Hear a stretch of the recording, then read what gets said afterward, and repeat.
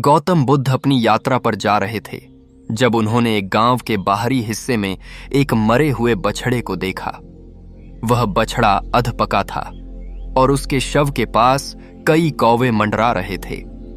बुद्ध ने अपनी नजरें उस बछड़े के शव पर टिकाईं और शिष्यों से पूछा, यह देखो, यह बछड़ा भी एक जीव था जो जीवन की भूख और दर्द से गुजर रहा था।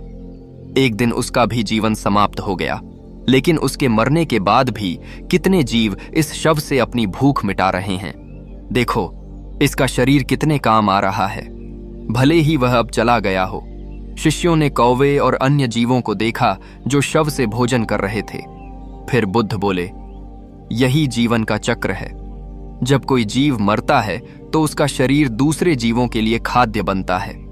इसी प्रकार जीवन और मृत्यु का क्रम चलता रहता है।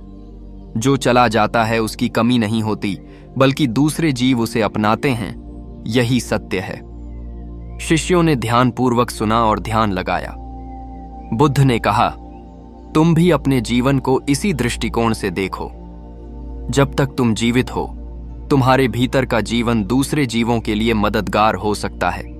अपना जीवन इस तरह जियो कि वह दूसरों के लिए अर्थपूर्ण बने। मृत्यु से डरना नहीं चाहिए, बल्कि उसे सहजता से स्वीकारना चाहिए, क्योंकि वह भी जीवन का हिस्सा है।